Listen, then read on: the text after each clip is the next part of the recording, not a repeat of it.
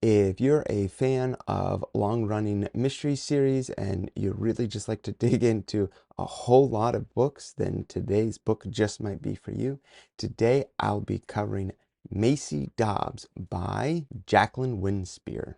Welcome to Spencer's Everything. I'm your host, Spencer Duncan, and today we're taking a look at a book series that I just learned about. I don't know how there's so many of these long-running mystery series that I'm just now learning about. Last year, the series that I really got into was the #1 Ladies Detective Agency, which I really enjoyed. If you have been watching anything on this channel, you know that.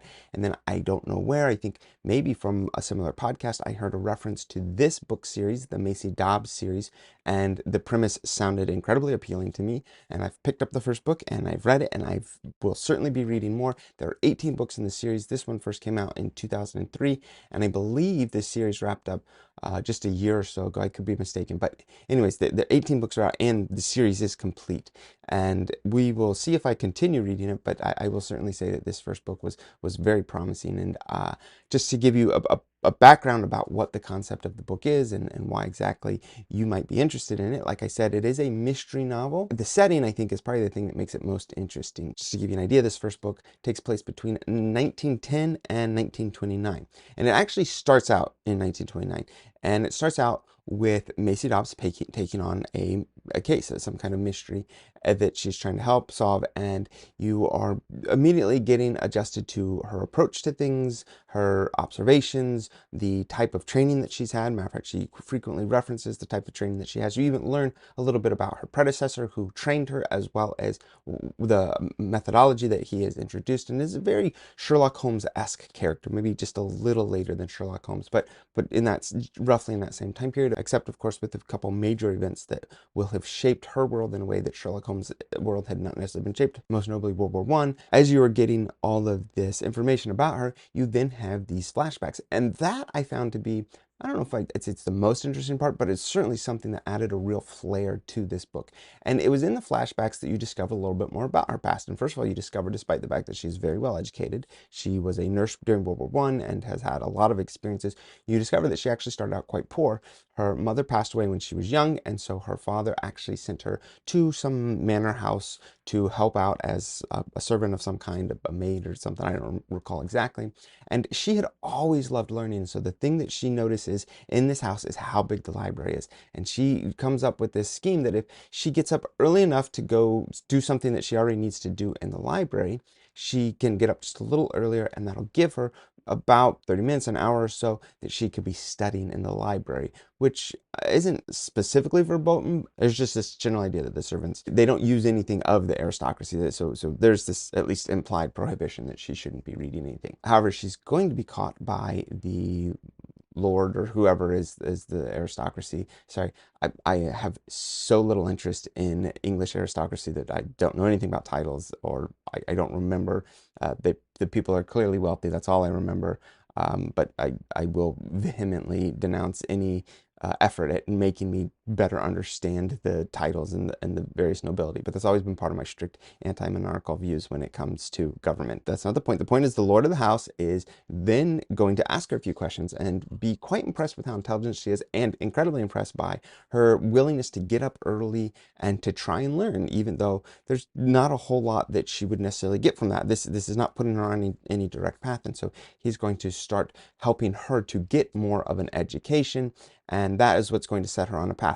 And so the book is going to have these flashbacks that's telling you more and more of that. But I believe in the future books that we will get more and more flashbacks, because there's still plenty to learn. You do go through a fair amount of her life. So you do, in this first book, you do also see her go into World War I.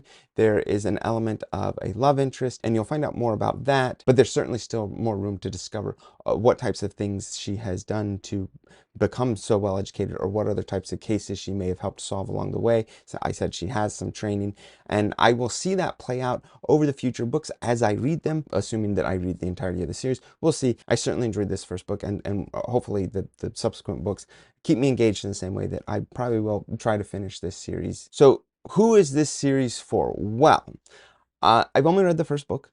And so I can only say that this book is definitely got quite a few elements that will appeal to a variety of people. If you're into mysteries like I am, that's in here. If you're into also the added element of the person's personal life and how that is affecting why they know what they know, and it's helping to explain why they're engaging with each case the way that they are. That's also in here. Also something I really enjoy, as I've said about the #1 Ladies Detective Agency many times.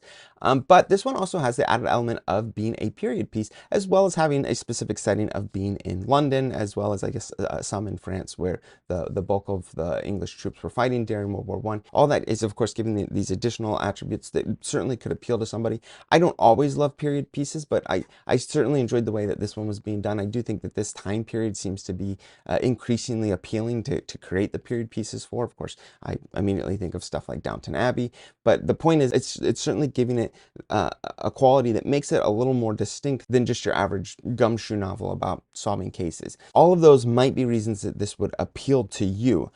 I've only read the first book, so I can't say what exactly each book after this is like, whether you could pick them up individually or not.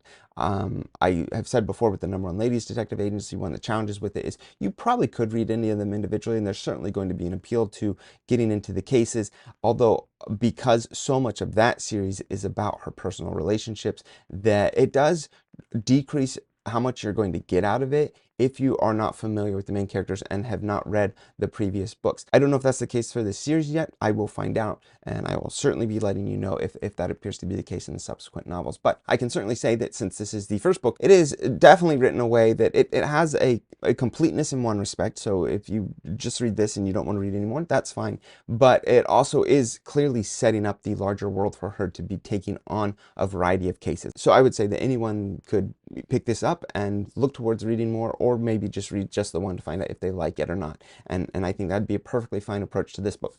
Who is this not for? Well, I guess if you don't like mystery, you're probably not going to like this. That is at the heart of this, a mystery novel. If you don't care for period pieces, then this isn't going to be for you either, which I understand. I actually am not a fan of most period pieces. I have frequently struggled with historical fiction. I do think a period piece such as one like this has the advantage of it's based in World War I. So just a little bit of research goes a long way, especially if you don't have to actually bring up real individuals or try to make up conversations that would have happened between real individuals. Instead, picking something where you have millions of experiences to draw from, and you can pick and choose which one of those you want to represent in a book like this. I think that works well. I think it gives a little too much focus to war and conflicts to be the background of books that I don't always love, but for the most part, I think it is well done in this book, especially since it straddles World War I. So it is dealing with stuff before World War I, it's dealing with World War I, and then we are seeing the aftermath of World War I and the impact it has on Maisie Dobbs, but as well as the impact that it's having on the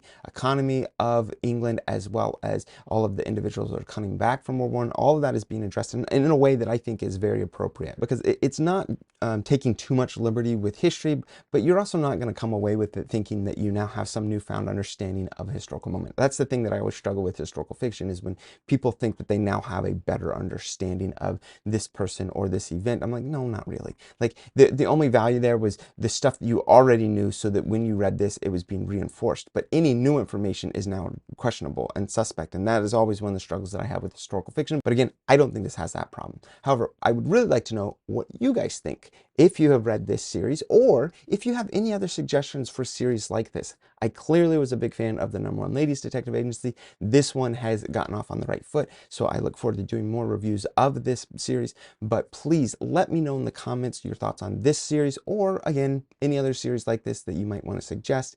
Don't forget to like, subscribe, turn on the notifications, and until next time, keep those pages turning.